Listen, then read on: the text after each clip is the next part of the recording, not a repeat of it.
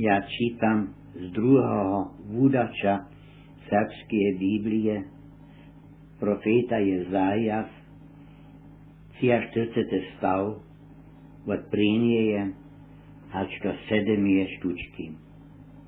A niet prajitom kniez, kiž tebe stvoruje a Jakubie, a če přigotoval je Izraelo. Neboj sa, přetož ja jsem tě vumol, ja jsem tě s tvojím jménem volal, ty jsi můj. Přetož když ty přes vodu půjdeš, budu ja s tobou, za tebe žony nebude potepiť. A když ty přes oheň půjdeš, nebudeš sa spáliť, a plamia nebude tebe zapaliť. Přetož ja jsem ten dnes tvoj Bůh, ten izraelský svátek, tvoj zbožník. Ja jsem egyptovsku, morsku a rybu za tebe k jednaniu dal.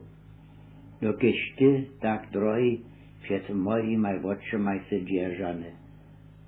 Si ty tež čestčené, a ja tebe ľúbujú, tohodla ja ľudí za tebe dám a ľudy za tvoju dušu.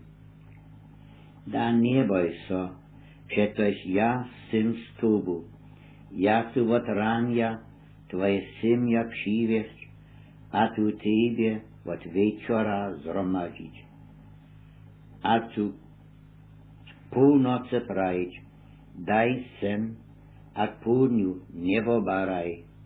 Přiveď mojich synov z dáloka sem a moje džovky od konca toho sveta.